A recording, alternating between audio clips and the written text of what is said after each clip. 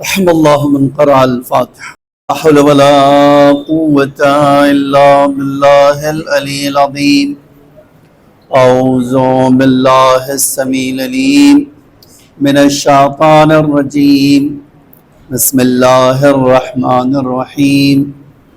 الحمد لله الذي لا يبلغ مدحته القائلون ولا يحصي نعمه العادون ولا يودي حقه المجتهدون الذي ليس لصفته حد محدود ولا نعت موجود ولا أجل ممدود فطر الخلائق بقدرته ونشر الرياح برحمته ووتدى بالصخور ميدان أرضه ثم الصلاة والسلام والتحية والإكرام على بشير النذير والسراج المنير حبيب إله العالمين أبي القاسم المصطفى محمد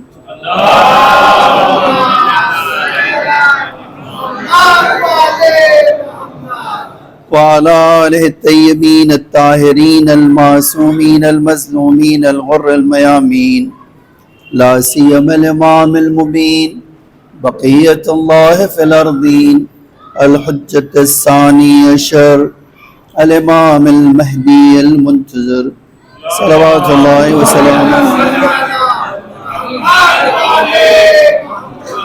أما بعد فقد قال الله تعالى في محكم كتابه المجيد وفرقانه الحميد وقوله الحق بسم الله الرحمن الرحيم وقضى ربك ألا تعبدوا إلا إياه وبالوالدين إحسانا إما يبلغن عندك الكبر أحدهما أو كلاهما فلا تقل لهما أف ولا تنهرهما وقل لهما قولا كريما.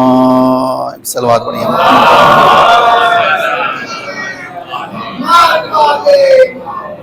زانی گرامی، ایک سورہ حمد اور 3 مرتبہ سورہ توحید پڑھ کے مرحومہ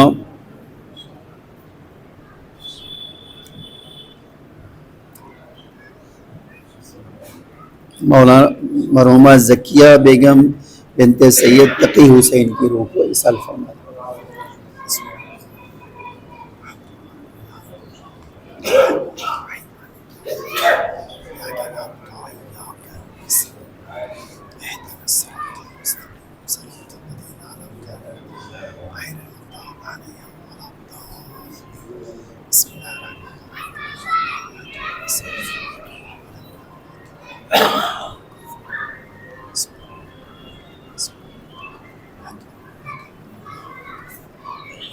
ایک اور صلوات پڑھیے محمد و آل محمد.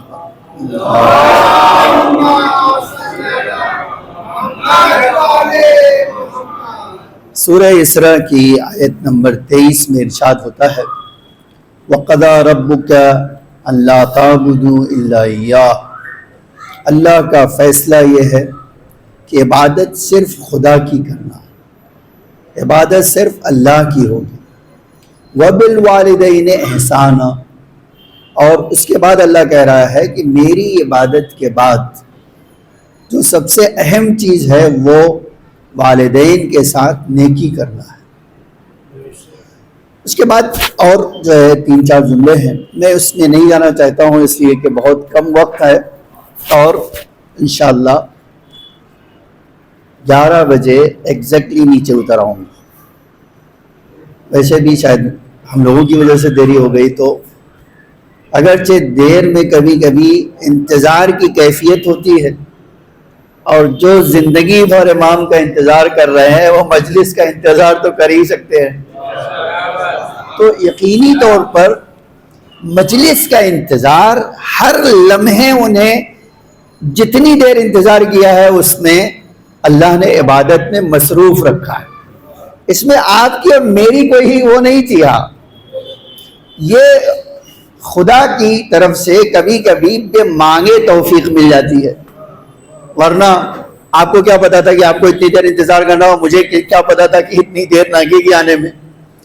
تو جو میں نے آیت پڑھی ہے اس آیت کریمہ میں اگر آپ تھوڑی سی دقت کریں، تھوڑا سا تأمل کریں، تو دیکھیں یہ لفظ جو قرآن کا ہے نا، اس پہ بڑی بلاغت اور فصاحت پائی جاتی.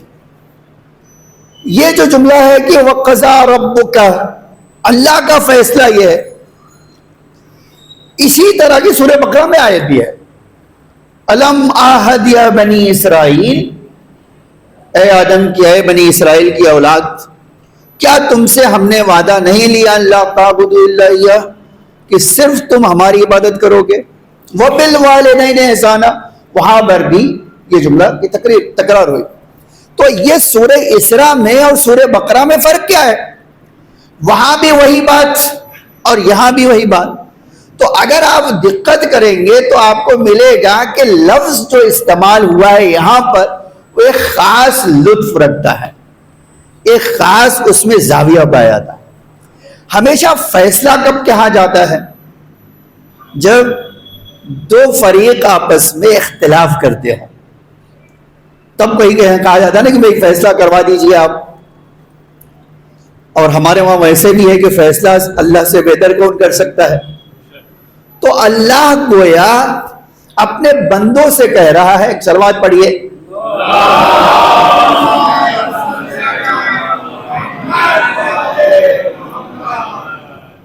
ہم لیٹ تھے، امام جمعہ آپ کے اس سے زیادہ لیٹ ہیں کم سے کم، تو ایک اور صلوات پڑھیے محمد وعلہ.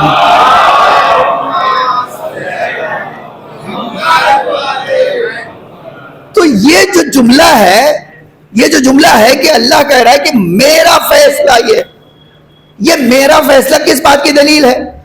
کہ جب آگے والا جو ہے، جب حکم سنایا جائے گا تو تمہارے دل میں خلش پیدا ہوگی، تمہارے دل میں اضطراب پیدا ہوگا، تمہارے دل میں بے چینی پیدا ہوگی، اور جب بے چینی پیدا ہوگی تو ٹکراؤ ہوگا. تو اللہ کہہ رہا ہے جب دو فریق میں ٹکراؤ ہو تو میرا فیصلہ یہ ہے. ٹھیک ہے، میرا فیصلہ کیا ہے؟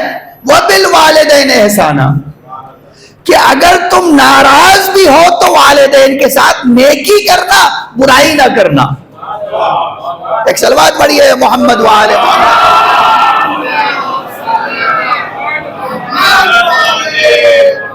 اب ایک جملہ کہہ کے میں ایک بحث آپ کو سنانا چاہتا ہوں جو بہت اہل بیت کی طرف سے بڑی تاکید اس پر ہوئی ہے.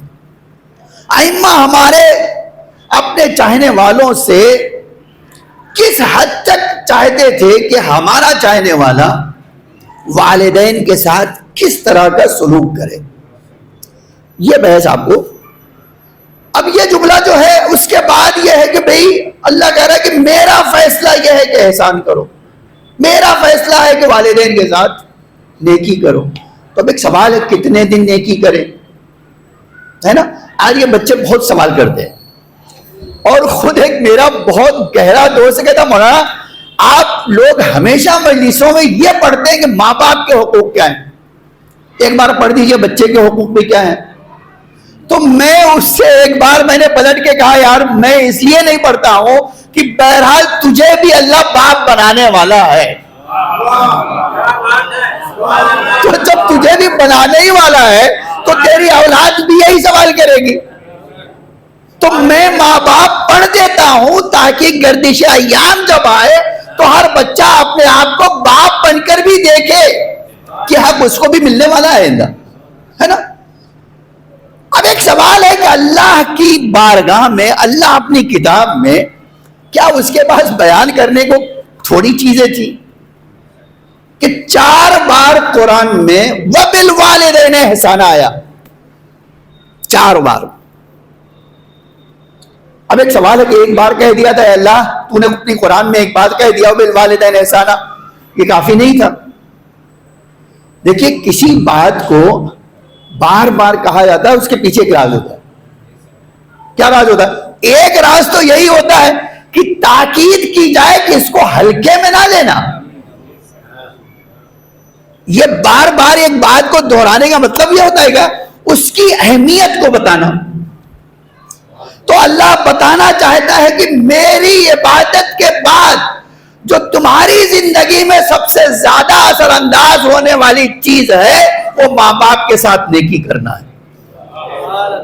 اب میں آپ کو اس کے بعد والی بات جو میں نے کہی ہے وہ کہہ کے دلیل پیش کر کے میں چند باتیں آپ کو سناتا ہوں. سوال کب تک نیکی کرنا؟ اچھا یہ سوال آپ یہ نہ سوچئے گا کہ میں آپ کے ساتھ کر رہا ہوں یا آپ کا سوال ہے جو میں اپنی زبان سے بیان کر رہا ہوں، یہ بھی نہیں. یہ سوال ایک بچے نے امام صادق سے کیا.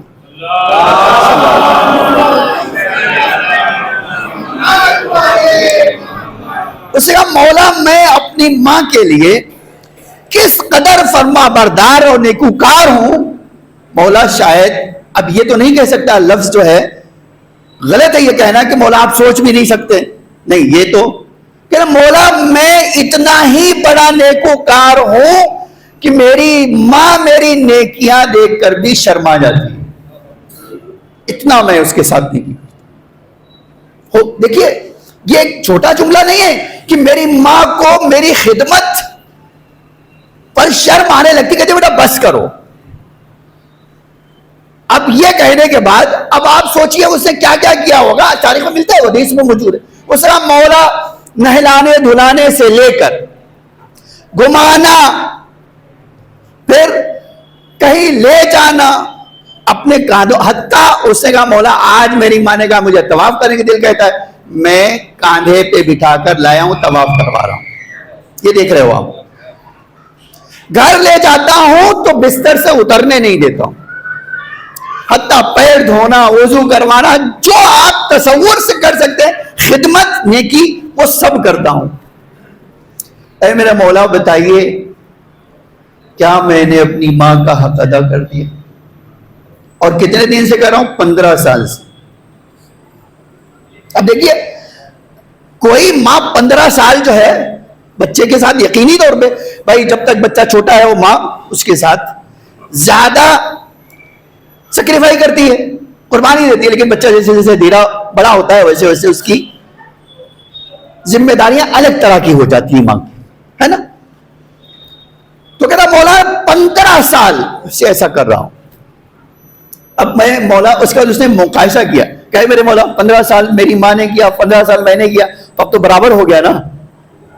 ہر کام میں کرتا ہوں، اگر میری ماں نے ہر کام میرا کیا ہے تو بھی برابر ہو گئے. تو اے میرے مولا اب میری جو خدمت کا پیریڈ تھا، زمانہ تھا، 15 سال میں نے کیا ہے اور میں سوچتا ہوں کہ میری ماں نے 15، تو برابر ہوا یا نہیں ہوا؟ عجب جملہ فرمایا. اور میں ایک قرآنی دلیل آپ کو سناتا ہوں. فرمایا ابھی تو تم نے ایک درد جو اس نے برداشت کیا تھا تمہاری پیدائش کے وقت ایک آہ کا بھی بدلہ نہیں چکا سکے ہو. ابھی ایک آہ کا بھی تم بدلہ نہیں چکا سکے ہو. اچھا آپ دلیل سن لیجئے، پھر کتنے دن کرے؟ ہے نا سوال، کتنے دن؟ اگرچہ ہمارے وہاں کیا ہوتا ہے آج تک میں نے نہیں دیکھا ہے، ایسا نہیں کہ انکار کر رہا ہوں، لیکن یہ ضرور ہے کہ جب ماں زندہ رہتے ماں باپ تو بعض بچے بہت نیکوکار ہوتے ہیں، بہت نیک. کچھ ایسے ہیں زندگی میں نیکی نہیں کرتے لیکن ماں مر گئی تو بہت نیکوکار ہوتے ہیں، بہت اچھے ہوتے ہیں اور نیک کرنے والے ہوتے ہیں. اور کچھ اس میں ایسے ہوتے ہیں کہ جو زندگی میں بھی اچھے تھے اور مرنے کے بعد بھی اچھے. یہ آپ کیٹیگری خود دیکھ سکتے ہیں، تاریخ میں بھی ڈھونڈنا چاہے تو تاریخ میں بھی مل سکتا ہے. یہ تینوں کیٹیگری کے لوگ آپ کو مل سکتے ہیں. اب میں آنا چاہتا ہوں اس بات پہ کہ دیکھیے قرآن کیا کہتا ہے، کتنے دن خدمت کرو. ہے نا سوال کتنے دن؟ تو سورہ مریم پڑھی. جناب عیسیٰ جب ماں کی آغوش میں آئے تو آپ جانتے ہیں کہ وہ خدا بند عالم کا نظام کیسا ہے کہ آدم علیہ السلام کو صرف بغیر ماں باپ کے پیدا کیا. اس کے بعد دنیا میں کسی کو بھی ماں باپ کے بغیر پیدا نہیں کیا، ہے نا. اور باپ اگر نہیں بھی ہے تو ماں تو ہے. جناب عیسیٰ بنا ہوا ہے جن کو صرف ماں کے ذریعے سے پیدا کیا گیا ہے نا. تو جب اللہ نے حکم دیا مریم ان کو لے کر جاؤ، لے کر جاؤ، تو کہ اللہ ایک کنواری ماں بچے کو لے کر جائے گی تو کس کی زبان میں پکڑ سکوں گی؟ واقعی آپ کبھی تصور کر لیجئے آج ہمارے معاشرے میں بھی ایسا ہو جائے نا تو کسی کی ہمت نہیں ہے کہ وہ بچہ لے کر ہمارے معاشرے میں آ جائے، وہ بھی سنگل ماں ہو، ٹھیک ہے، شادی نہ ہوئی ہو. تو آج قرآن کہتا ہے کہ جیسے ہی اللہ نے کہا اے مریم اس بچے کو لے کے جاؤ، کہاں؟ بیت المقدس. کہ اللہ تجھے پتا ہے مجھے جینے دیں گے؟ یہ میرے لفظ ہے کہ اللہ یہ یہودی مجھے جینے دیں گے؟ یہ عیسائی مجھے جینے دیں گے؟ کہ مریم جب تم جانا تو تمہیں ایک طریقہ بتاتا ہوں. وہ طریقہ یہ ہے کہ جب تم سے پوچھے کہ کوئی کہ بچہ کہاں سے لائے ہو تو تم کہہ دینا میں نے چپ کا روزہ رکھا ہے، میں چپ کا روزہ رکھا ہوں، میں کسی سے بات نہیں کروں. لن اکلم اليوم انسیا، ہرگز میں کسی انسان سے بات نہیں کروں، میں نے زبان کا روزہ رکھا. اچھا اب لے کے آ گئے، جیسے ہی داخل ہوئی پوری قوم ٹوٹ پڑی. مریم نہ تمہارے ابا اس طرح کے تھے نہ تمہاری ماں اس طرح کی تھی، اور یہ کیسے ہو سکتا ہے؟ تم نے کیا کیا؟ کیا کیا؟ اشارہ کیا. فاشارت الیہ، اشارہ کیا اس بچے کی طرف، اس بچے کو دیکھو. تو آج قرآن کہتا ہے، ہمارے ذاکرین ایک جملہ پڑھتے ہیں فوراً جیسی فاشارت الیہ، اشارہ کیا اس بچے کی طرف. اور جب اشارہ کیا بچے کی طرف، ایک بچہ آج ہی چند دن کا بچہ ہو آغوش میں، تو انہوں نے دیکھا کیا کہنا چاہتے اس بچے سے بات کرے. کیف نکلم من کان فی المہد صبیا، ہم کیسے بات کر سکتے ہیں جو یہ بچے آغوش ماں میں ہو، ماں کے آغوش میں ہو، ہم کیسے اسے بات کر سکتے؟ اس کا مطلب یہ مانتے تھے ہم بات نہیں کر سکتے، نبی بات کر سکتا ہے نا. اس لیے کہ نبی کا پاور کچھ اور ہوتا ہے. آج ہم وہابیوں سے یہی کہنا چاہتے ہو اگر پیغمبر تمہارے طرح تھے تو ایک نبی کی صفات دکھا دو. ایک صلوات پڑھی ہے محمد وآل محمد.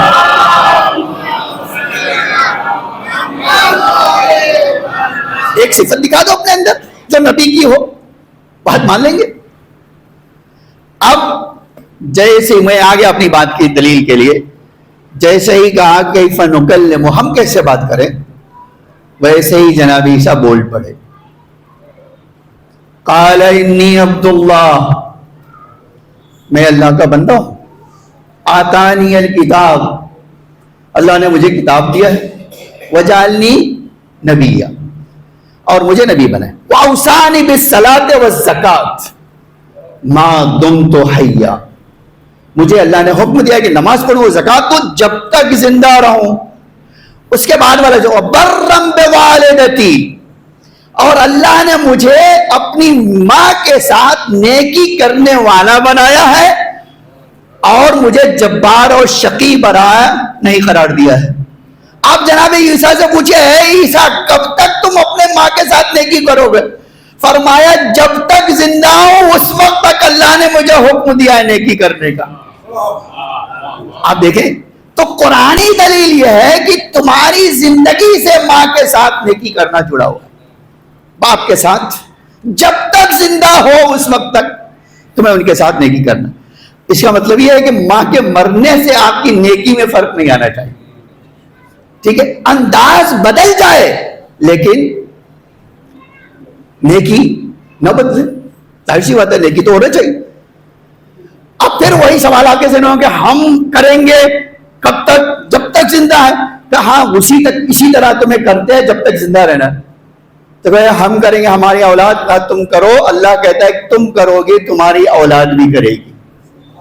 میں نے ایک بار اسی جگہ سے یہ بات کہی ہے، اور جانتے ہیں وہ کیا ہے؟ مغل مسجد میں ایک دن نماز مغرب کے وقت گئے، دیکھا ایک صاحب کہہ لے، میں نے کہا یار آگے ناصری زندہ تھے مرحوم، اللہ ان پر رحمت نازل کرے، وہ نماز پڑھا رہے ہیں، ہم بھی کہا نماز پڑھ رہے ہیں، جماعت ہو رہی ہے، آؤ. کہا مولوی صاحب ہماری اولاد پڑھے گی. ہم سے خود کہنے والے ایک مومن نے کہا بھائی یار نماز پڑھو جماعت ہو رہی, کیا مولوی صاحب ہماری اولاد پڑھے گی نا, ہمیں کیا ضرورت پڑے گی. میں نے کہا کوئی مسئلہ نہیں, تمہاری اولاد پڑھے گی, تم اپنے باپ کی پڑھ لو تاکہ تمہاری اولاد تمہارے لیے پڑھے. جب تم اپنے باپ کی نہیں پڑھ رہے ہو تو تمہاری اولاد کیسے پڑھے گی؟ پہلے یہ کام کر لو. اور یہ حدیث میں بھی ہے, ہاں یہ بات آپ کو بتا ہی دیتا ہوں. اہل بیت علیہم السلام نے یہ فرمایا ہے کہ اللہ چاہتا ہے تم والدین کے ساتھ نیکی کرو تاکہ تمہاری اولاد تمہارے ساتھ نیکی کرے. خوب, اب چند پیغام سن لیجیے اور بات سمیٹ لیتا ہوں. ہم جس دنیا میں رہتے ہیں نا اس میں ایک بہت بڑی خرابی, اگرچہ کچھ لوگ ہمیشہ اس قانون سے مستثنا, ہر قانون سے مستثنا کچھ نہ کچھ لوگ تو ہوتے ہیں. ہم جب کوئی کام کرنا چاہتے ہیں تو پہلے کیا پوچھتے ہیں؟ فائدہ کیا ہوگا, ہے نا. اچھا بمبئی میں رہتے ہیں تو یہاں بمبئی میں جانتے ہیں لوگوں کا ایک مزاج ہوتا ہے کیا کمانے آئے ہیں, ٹھیک ہے, تو ظاہر سی بات ہے جو کمانے آتا ہے تو پہلے ہی پوچھتا ہے کہ بھیا اس کا فائدہ کیا ہوگا, ہے نا. تو ایک سوال یہ ہے کہ آج اللہ کہتا ہے ایک کام زندگی بھر کرنا, میری عبادت اور والدین کے ساتھ نیکی. تو بھائی اللہ تو بتا دے نیکی اور کرنے کا اور عبادت کرنے کا فائدہ کیا ہوگا, ہے نا. اب آپ یقین کریں میں آپ کو چند حدیثیں سناتا ہوں. ایک انسان کی زندگی میں قرآن کہتا ہے کیا ہونا چاہیے.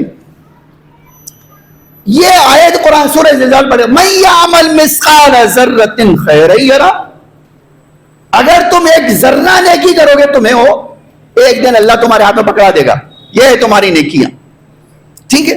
اسی طرح ایک ذرہ بھی برائی کرو گے تو یہ بھی اللہ پکڑا دے گا, یہ تمہاری نیکی, ہے نا. اب ایک سوال ہے کہ اے اللہ جب تو اتنا نیکی ہماری دیکھنے والا ہے اور اتنی برائی بھی دیکھنے والا ہے, اور خود قرآن میں کہتا ہے کہ دیکھو کوئی دیکھے یا نہ دیکھے, علم تعلم بان اللہ یرا, کیا تمہیں پتا نہیں کہ اللہ تمہیں دیکھ رہا ہے. تو کوئی دیکھے یا نہ دیکھے اللہ تو دیکھ ہی رہا ہے نا. تو اللہ ہماری نیکیوں کو بھی دیکھتا ہے, اور ہم سے کیا کہا کہ نیکی کرو. تو اب انسان کے ذہن میں آتا ہے کہ اے اللہ کوئی ایسی نیکی بتا دے جس نیکی کے کرنے کے بعد کیا ہو, اتنی نیکیوں کا اضافہ ہو جائے. اور ہم شیعہ ہمیشہ یہ چاہتے تھے, ہے نا. اللہ کہتا ہے کہ ہاں میں ایسا کروں گا, تمہارے وجود میں ایک ایسی چیز عطا کروں گا کہ یہ کر کے آؤ گے مجھے تھوڑی سی نیکی تمہاری زیادہ بنا دوں گا. دیکھیے آج مفاتیح اٹھائیے, مفاتیح الجنان ہر مسجد میں, ہمارے ہر گھر میں اب تقریباً ہے مفاتیح. شیخ عباس قمی نے ایک کتاب جب لکھی نا تو اس میں لکھا کہ میں اس کتاب میں صرف وہ چیز لکھ رہا ہوں جو تمہیں نجات دے گی. منجیات جس کو کہا جاتا, منجیات, ہر چیز جو تمہیں نجات دے گی وہ لکھوں.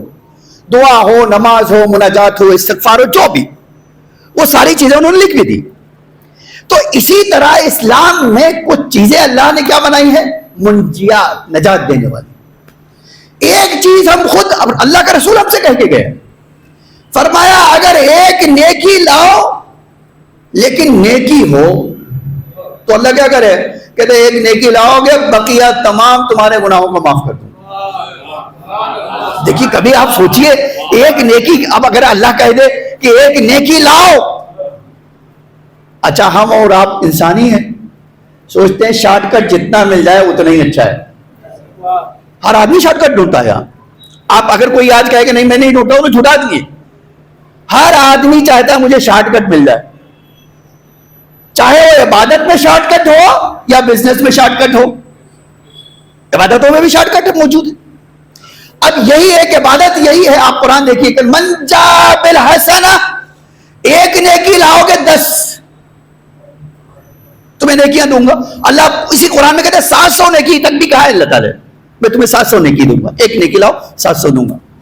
لیکن ایک جگہ کہتا ہے, اسی قرآن میں کہتا ہے کہ میں یقترف حسنتن، ایک نیکی لاؤ، نزد، اگر تم ایک نیکی لے کر آؤ گے تو کیا ہوگا؟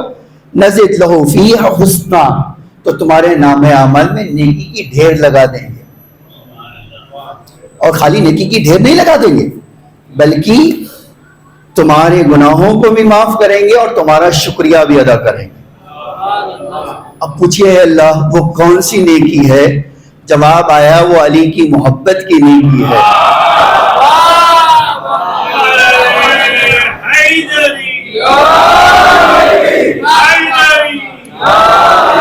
یہ تو قرآن ہے نا، من یقترف حسنۃ نزد لہ فیہا حسنا. اگر ایک نیکی کما کر لائے تو تمہارے نام اعمال میں نیکیوں کا ڈھیر لگا دیں گے. اور اس کے بعد کہ ان اللہ غفور شکور، اور اللہ کہہ رہا ہے کہ میں تمہارے ڈھیر سارے گناہوں کو معاف کروں گا اور تمہارا شکریہ بھی یاد کروں گا. ٹھیک ہے. اب میں ایک حدیث سنا چاہتا ہوں والدین کے بارے میں. کتنی عجیب حدیث ہے واقعہ. ہمارے پاس ایک حدیث آپ نے سنا ہے، اور ہمارے پاس اس طرح کی بہت ساری حدیث، لیکن مولائے کائنات کے بارے میں بہت یہ پیغمبر کی تاکید. جناب ابو ذر مکے میں تھے اور مولائے کائنات بھی مکے میں تھے. جناب ابو ذر طواف کر کے بیٹھ گئے، اور دیکھیے ہمارے وہاں کیا ہے، کعبے کو دیکھنا کیا ہے، حتیٰ یہ کہا گیا کہ مسجد میں جب آئیے تو مسجد کی سلامی کیا ہے، 2 رکعت نماز پڑھنا. جتنی بار آؤ یہ بھی جان لیجئے کہ جتنی بار مسجد میں قدم رکھا 2 رکعت سلامی کی نماز پڑھنا مستحب ہے. ٹھیک ہے.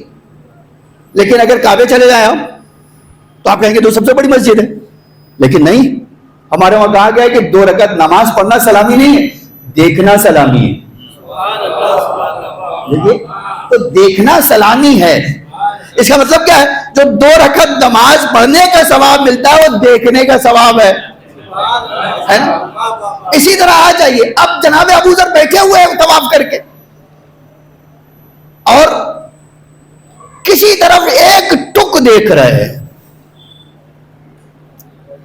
اگر آپ کسی کو گھور کے دیکھیے اور نظریں نہ ہٹائیے تو کوئی بھی آدمی مجھے کیا دیکھ رہے ہو یار، ہے نا؟ ایک سوال ہوتا ہے کہ کیا دیکھ رہے ہو. کسی نے پوچھا کیا دیکھ رہے ہو؟ کہا کہ میں علی کے چہرے کو دیکھ رہا ہوں. اور پھر سے پوچھا انہوں نے کہ بھائی کیوں دیکھ رہے ہو یار؟ کعبے کو دیکھو، کعبے کو دیکھنا بھی تو عبادت ہے. کہا ہاں یہ کعبے کو دیکھنا بھی عبادت ہے، لیکن پیغمبر نے کہا امام کے چہرے کو دیکھنا کعبے سے بڑھ کر عبادت ہے.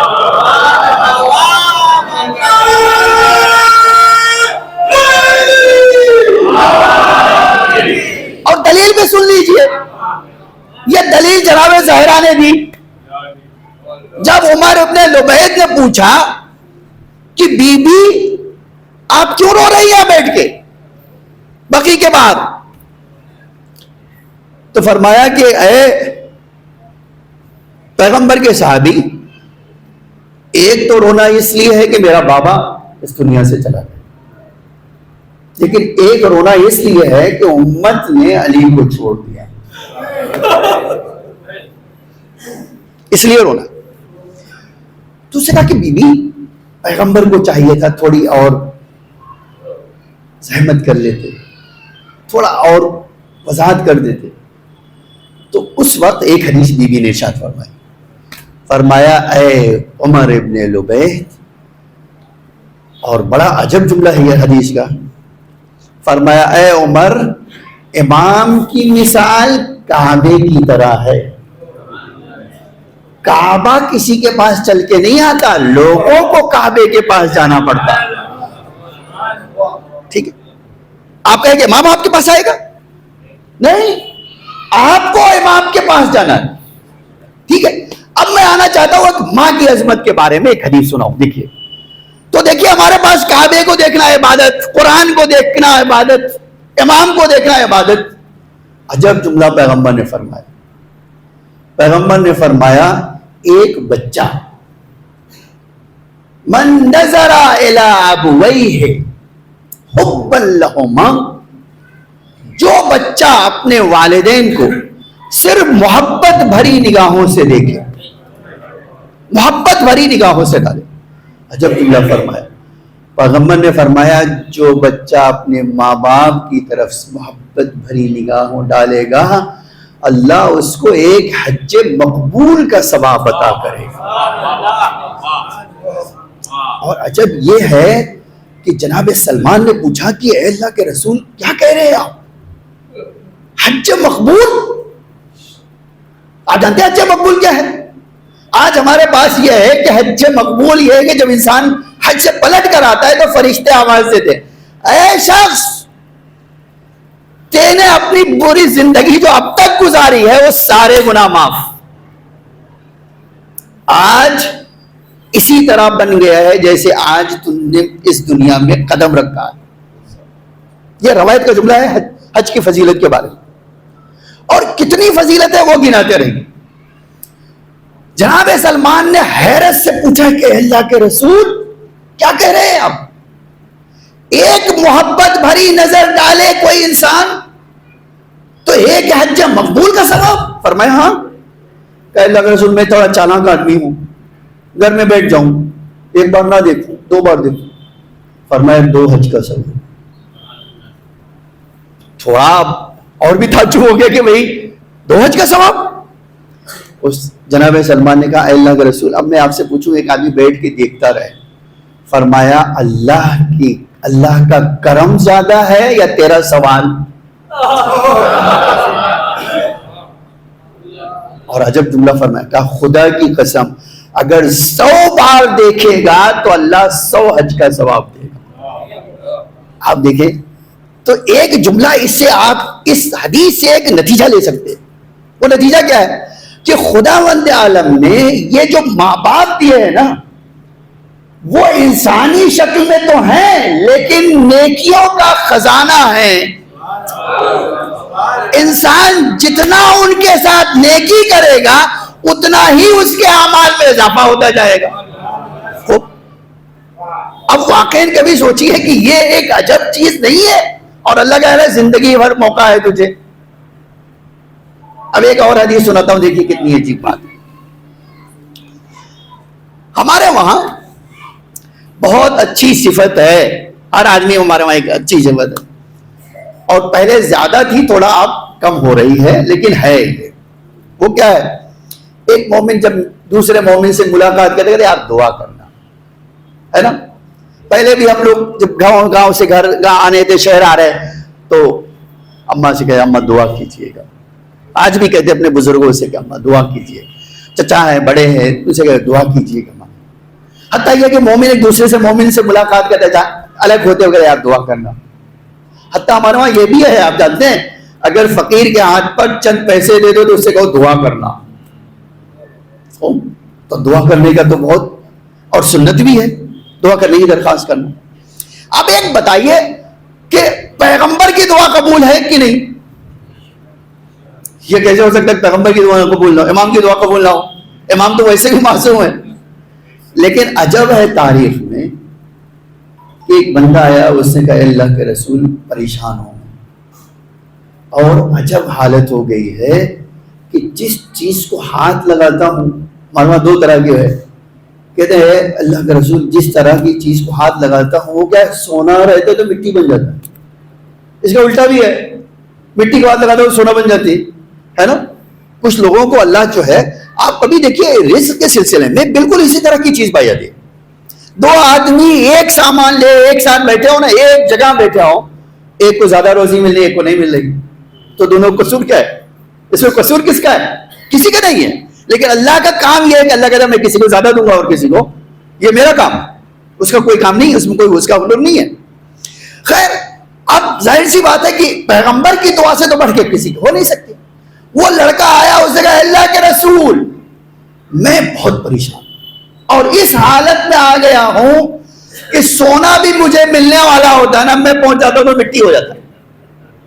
میری حالت اتنی خراب ہے کہ میں کوئی کام کرنا چاہتا ہوں ہوتے ہوتے نہیں ہوتا. اچھا یہ بھی عجیب بات کہہ دیتا ہوں آپ سے، آج ہمارے وہاں بھی ایسے لوگ آپ کو مل جائیں، مولویوں کے پاس زیادہ لوگ آتے ہیں کہ یار بہت پریشانی ہے. کیا بات ہے؟ کہتے ایسا ہو گیا ہو کہ کچھ بھی کرو.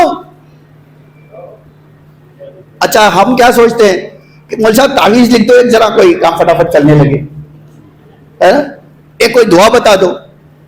لیکن عجب ہے, پیغمبر سے جب اس نے کہا کہ اللہ کا رسول میرے لیے دعا کر دو, تو پیغمبر تو دعا کر دیتے تو کیا ہوتا. آج تاریخ کہتی ہے پیغمبر کسی کے لیے دعا کر دے بات ختم ہو گئی. لیکن پیغمبر نے فرمایا کہ تیری ماں زندہ ہے کیا؟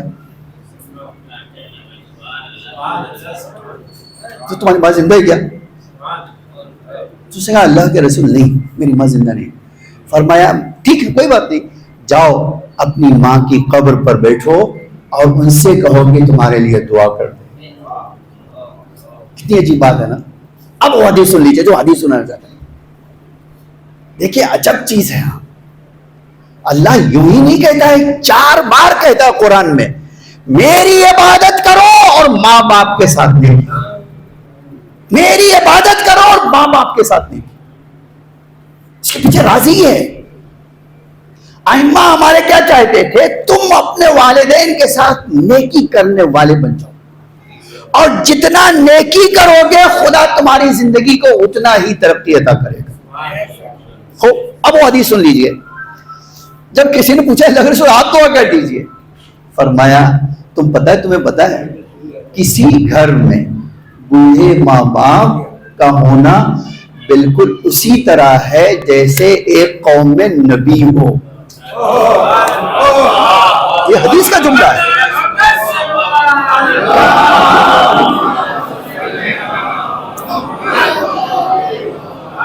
یہ حدیث کا جملہ ہے کہ بوڑھے ماں باپ کا گھر میں ہونا بالکل اسی طرح ہے جیسے ایک قوم میں نبی ہو. اب آپ بتائیے, ایک نبی اپنی قوم میں بیٹھ کے دعا کر رہا ہو, اللہ دعا نہیں سنے گا؟ لیکن پریشانی کیا ہوتی ہے جانتے ہیں آپ کیا؟ اسی لیے ہمارے جو بزرگ علماء ہیں نا, وہ کہتے تھے اپنی ماں کی دعا ضرور لے لیں, کچھ نہ کر سکے تو دعا ضرور لے لیں. اس لیے کہ ماں کی دعا سب سے جلدی جو ہے بچے کے حق میں اللہ قبول کرتا ہے. اب ہماری کیا خرابی ہے جانتے ہیں, ہم ہر آدمی سے کہتے ہیں دعا کرو, لیکن گھر میں نبی موجود ہے اس سے نہیں کہتے. جبکہ کہنا کیا چاہیے بھائی, ہمیں تو سب سے پہلے کہنا چاہیے بھائی ہمارے گھر میں ہے وہ. لیکن چونکہ ہمیں اس کی اہمیت کا اندازہ نہیں ہے, اس لیے ہوتا کیا ہے, ہم اس کو نظر انداز کر دیتے, ہم اس کو غفلت میں ڈال دیتے. اور ظاہر سی بات ہے غفلت میں چلے گئے تو کیا ہوگا, ہمیں جب اس کی ویلیو ہی کا پتہ نہیں ہوگا تو کیسے ہم اس کے ساتھ نیکی کر سکیں گے. اسی لیے ایک جملہ کہا اور میں نے بات اپنی سمیٹ لی. آپ یاد رکھیے گا کہ حدیث کا جملہ ہے کہ یہی ماں تمہارے لیے جنت بھی ہے جہنم بھی ہے. عجیب نہیں ہے, یہی ماں تمہارے لیے جنت بھی ہے جہنم بھی ہے. تو مجھے یہ مولا, ابھی حدیث کا جملہ ہے, پوچھا کہ مولا ایسا کیسے؟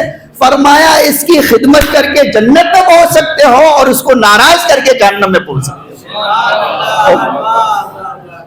یہ ہے وہ قیمت جو اللہ کہہ رہا ہو بالوالدین احسان. اب ایک حدیث, ایک واقعہ سناتا ہوں اور اسی پہ آ جاتا ہوں مسائل کی طرف. ہمارے وہاں جو عرفا گزرے ہیں نا, عرفا کی ایک خاص پہچان ہوتی تھی کہ وہ ظاہری آنکھوں کے ساتھ ساتھ باطنی آنکھوں سے بھی دیکھ سکتے ہیں. وہ آپ کو دیکھ کے بتا دیتے تھے بھائی یہ کیا ہونے والا. اس طرح کے ہمارے علماء تھے. اب ایک عالم کا نام میں لیتا ہوں, ملا علی نخودکی. ملا علی نخودکی یہ رہتے تھے مشہد.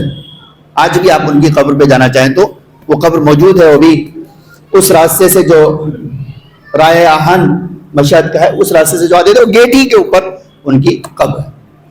ان کے پاس ایک بچہ ہے.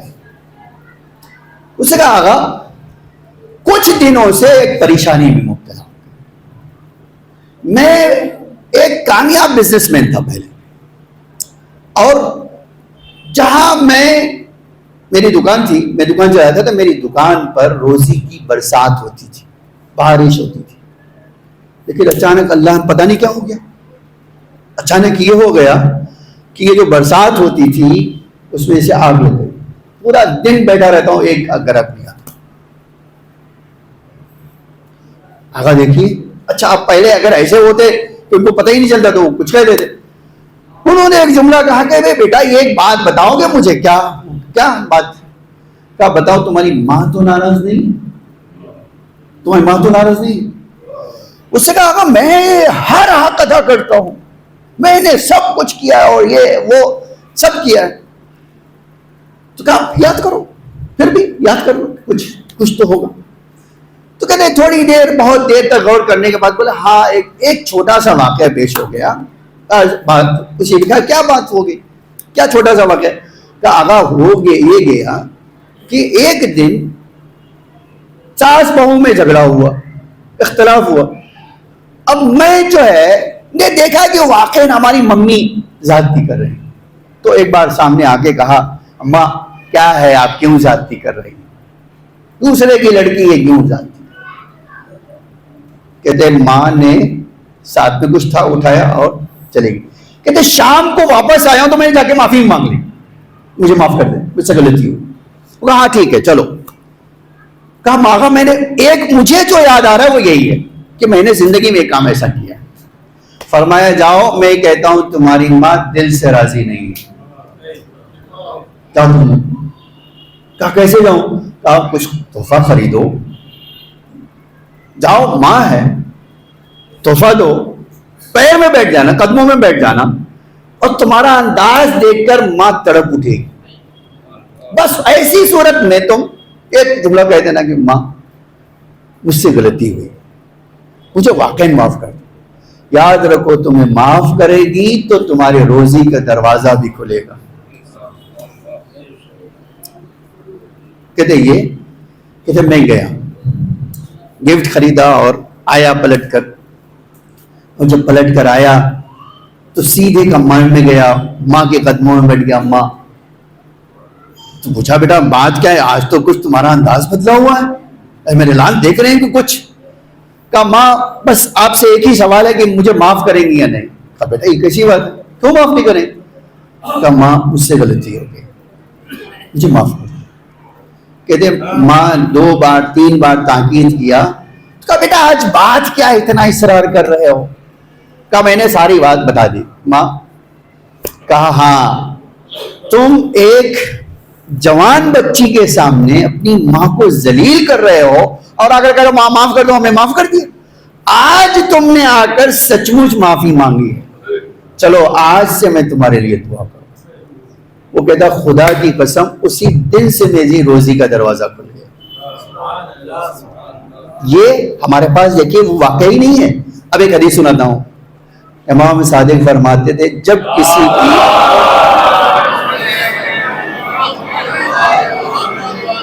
روزی تنگ ہو جائے تو اپنی ماں کی خدمت کرنا، جا کر اس کی خدمت کرنا، اس کی دعا لے لینا. یہ عجب جملہ ہے. امام کو فرماتے تزید فی الرزق، اللہ تمہاری روزی میں اضافہ کر دے.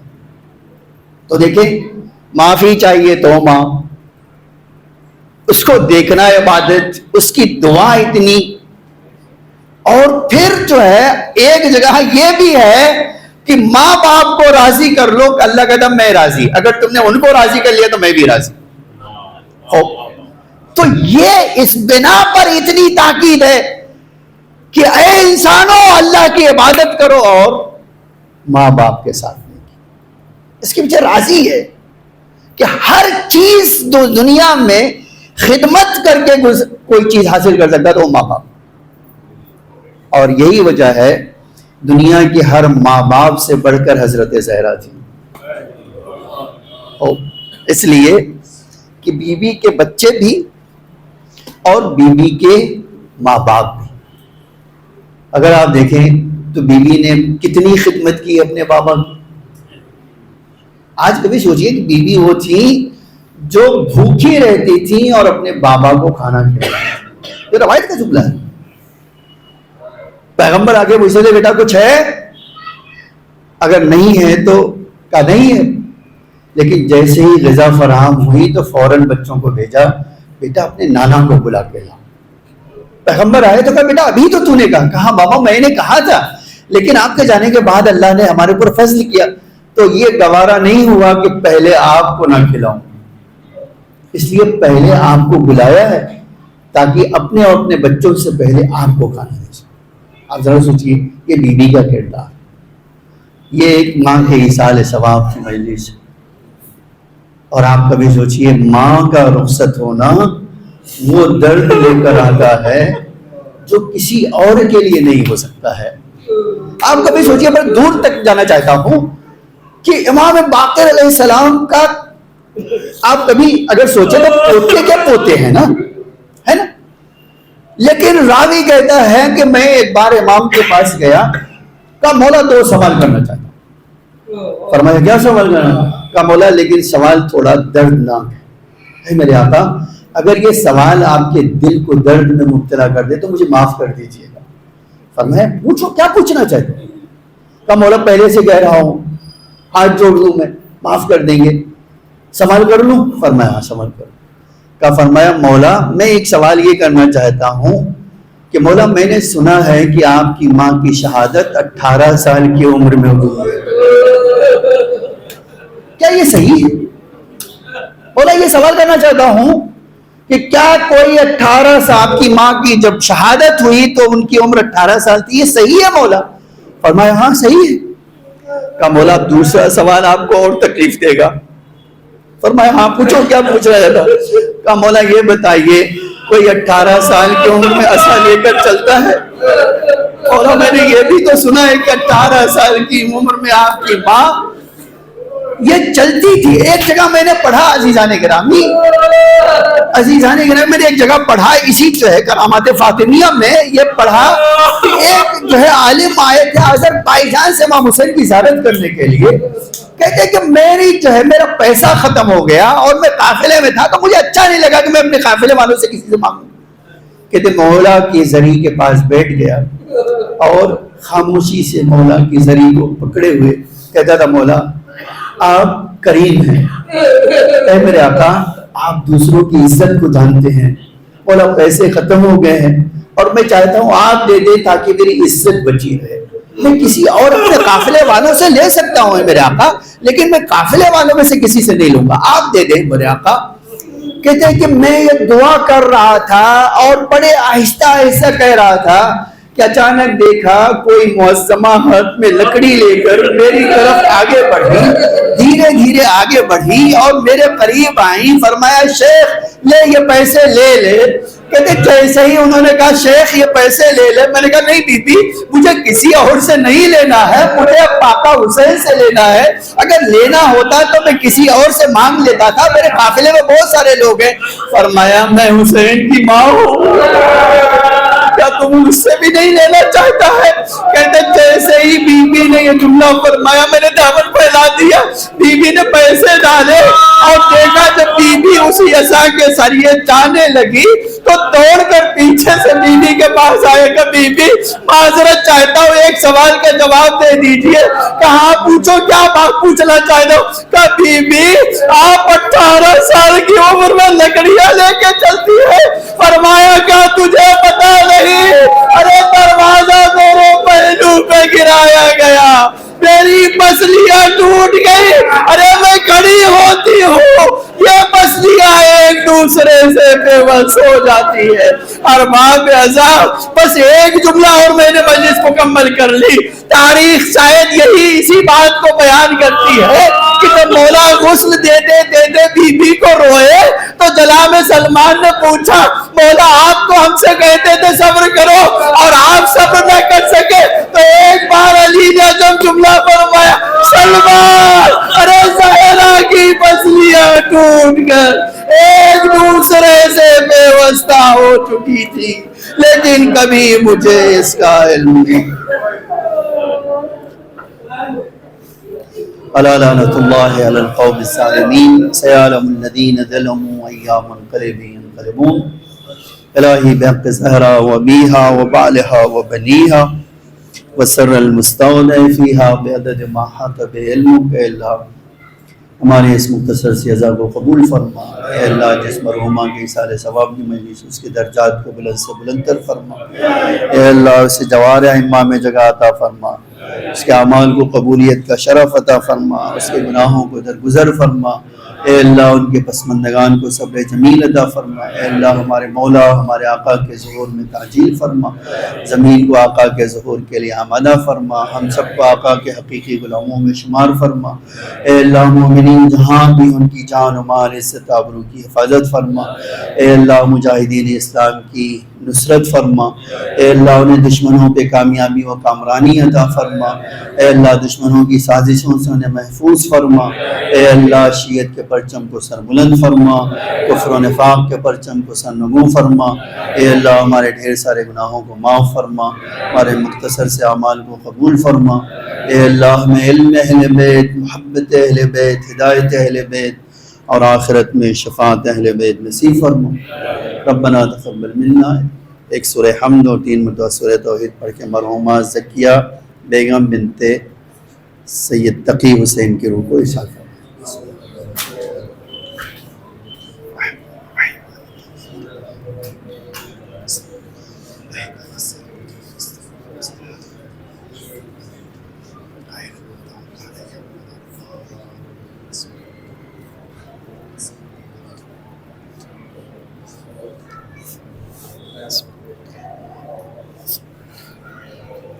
Yes.